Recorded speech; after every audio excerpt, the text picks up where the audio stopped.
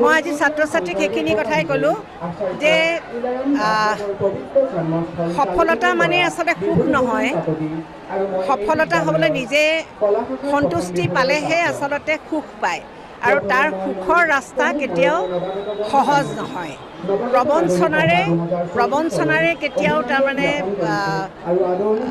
মানুহ সফল হ'ব নোৱাৰে। তেওঁলোকৰ টকা পইচা হ'ব পাৰে কিন্তু সফল হ'ব নোৱাৰে। গতিকে মই ভাবোঁ যে সফল হ'বলৈ হ'লে প্ৰথম চৰ্ত হৈছে ভাল মানুহ হোৱা।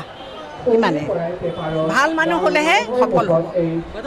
উচ্চতৰ মাধ্যমিক বিদ্যালয়ৰ কথা শুনিবলৈ তথা পঢ়িবলৈ পাইছে আৰু তেতিয়াৰ পৰাই বহুত হাজাৰ সপোন বান্ধি লৈ ফুৰিছিল। মই আচলতে ভাবোঁ যে কিতাপৰ জগতৰ পৰা যেতিয়াই আমাৰ এটা প্ৰজন্ম বিচ্ছিন্ন হৈ গৈছে তেতিয়াৰ পৰাই নানা ধৰণৰ অন্যান্য ক্ৰিয়া ভোগবিলাস বাদে বেছিকৈ ক্ৰিয়া কৰিছে।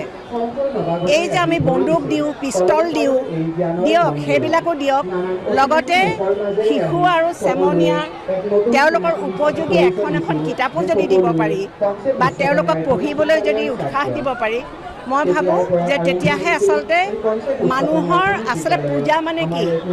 পূজাৰ অৰ্থই হৈছে ৰেচপেক্ট, সন্মানজনক অৱস্থা পাবলৈ হ'লে আমি পৃথিৱীখন ধুনীয়া কৰিব লাগিব, ভাৱনাৰে ধুনীয়া কৰিব লাগিব আৰু ভাৱনাৰে ধুনীয়া কৰিবলৈ হ'লে কিতাপ অত্যন্ত জৰুৰী, কিতাপেই লাগে।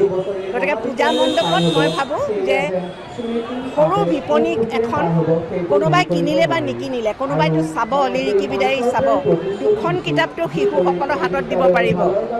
গতিকে সেই অভ্যাসটো আৰম্ভ কৰক।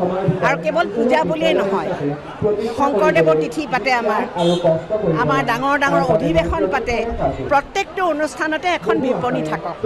অন্যান্য বস্তু যেনেকৈ মেলাত বিক্ৰী হয়, যে কোনোবাই যাতে কিতাপ এখনো কিনি দিয়ে।